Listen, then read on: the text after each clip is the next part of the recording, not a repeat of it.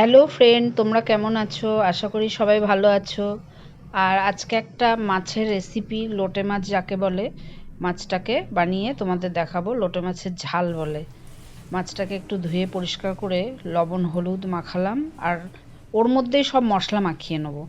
লঙ্কা বাটা, রসুন বাটা, পেঁয়াজ বাটা, টমেটো কুচি দেবো, দিয়ে সর্ষের তেল দেবো একটু, দিয়ে ভালো করে মাখিয়ে, আর এদিকটায় কড়া গরম হয়ে গেলে কড়ার মধ্যে এটাকে ঢেলে দেবো, দিয়ে সামান্য একটু নাড়া দেবো, দিয়ে রেখে দেবো, নাড়িয়ে একটু রেখে দেবো। আর এর থেকে এমনি জল বেরোবে, কেননা লোটা মাছটা একটু জলটা বেরোয়, জল দেওয়ার প্রয়োজন হয় না মাছে। আর যখন হয়ে যাবে, শুকনো শুকনো করবা, করে নামানো হবে। আর যখন হয়ে যাবে তখন ধনেপাতাটা ছেটাতে হবে, ছিটিয়ে একটু সামান্য নাড়িয়ে রেখে দিতে হবে। আমার চ্যানেলে রান্না তোমাদের যদি ভালো লাগে, সাবস্ক্রাইব করো, লাইক করো, আর বাড়িতে ট্রাই করো। আশা করি সবার ভালোই লাগবে খেতে।